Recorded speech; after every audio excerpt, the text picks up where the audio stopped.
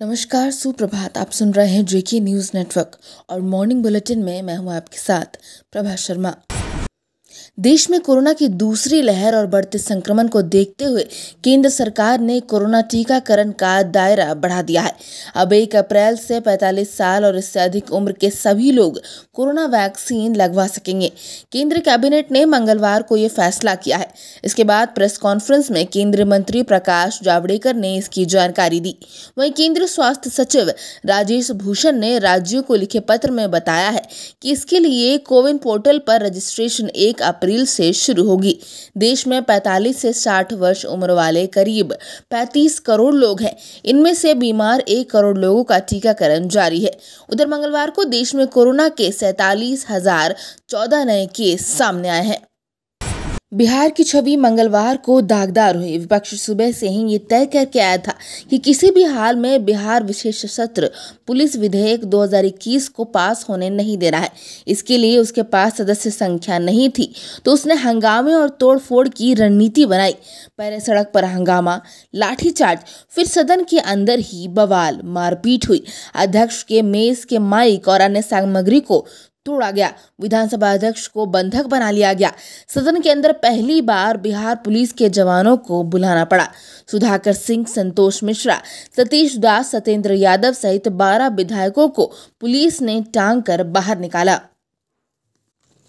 आपको बता दें कि भोजनावकाश के बाद उग्र विपक्षी सदस्यों ने स्पीकर विजय सिन्हा को चेंबर में ही घेर लिया और उन्हें निकलने ही नहीं दिया।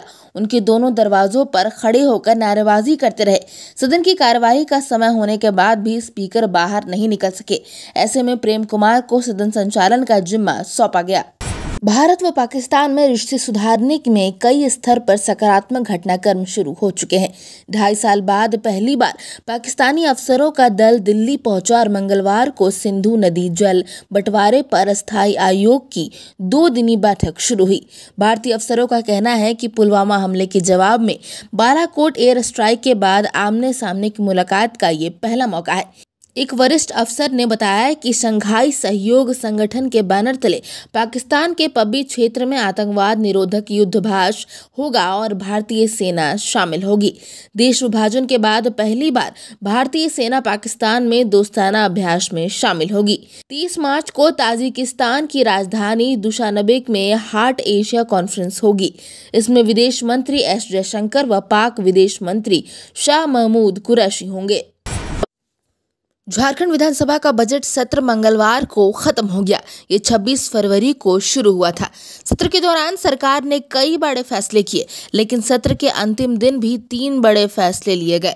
इनमें गाड़ियों पर टैक्स, बिजली शुल्क और बालू का मामला शामिल है। गाड़ियों पर टैक्स और बिजली शुल्क बढ़ गया है। ये तीनों ही फैसले सीधे आम लोगों के जीवन पर असर डालने वाला है। विधानसभा में मोटर वाहन करारोपण संशोधन विधेयक को मंजूरी दे दी गई है। इसके तहत अब निजी 2 पहिया और 4 पहिया वाहनों के एक्स शोरूम कीमत पर टैक्स देना होगा। पहले ये व्यवस्था पूरे देश में लागू थी, जबकि झारखंड में जीएसटी की राशि घटाकर उस पर टैक्स लिया जाता था। अब 1 लाख रुपए तक के एक्स शोरूम कीमत के 2 पहिया वाहन पर 7% और इससे ऊपर की गाड़ियों पर 9% टैक्स लगेगा। इसी तरह 7 लाख रुपए के निजी 4 पहिया वाहन पर 7% और इससे ऊपर 9% टैक्स लगेगा। टैक्स के एक शोरूम कीमत पर 4% टैक्स देना होगा। पुलिस के चुंगल में आए रांची, लातेहार और लोहरदगा का आतंक हार्डकोर उग्रवादी कृष्णा यादव उर्फ सुल्तान पुलिस की कैद से आजाद हो गया है। रिमांड पर लेने के बाद बालूमत पुलिस उसे 2 दिन भी संभाल नहीं सकी। हत्या, लूट, आगजनी और लेवी वसूली के 2 दर्जन मामलों का आरोपी मंगलवार सुबह 5 बजे कृष्णा चकमा देकर थाने की हाजत से फरार हो गया। शौचालय के बगल में घेराबंदी किए गए तार टूटे हुए थे, जहां से वो फरार हो गया। उसकी सुरक्षा में तैनात 11 पुलिस अफसरों और कर्मचारियों को इसकी भनक तक नहीं लगी। फरार उग्रवादी Krishna Yadav People's Liberation Front of India का सब जोनल कमांडर है। पिछले साल नवंबर को लोहरदगा पुलिस ने कृष्णा को सेना प्रखंड से गिरफ्तार किया था। बालूमत पुलिस ने 21 मार्च को उसे रिमांड पर लिया था। मंगलवार को रिमांड अवधि पूरी हो गई थी और उसे कोर्ट में पेश करना था।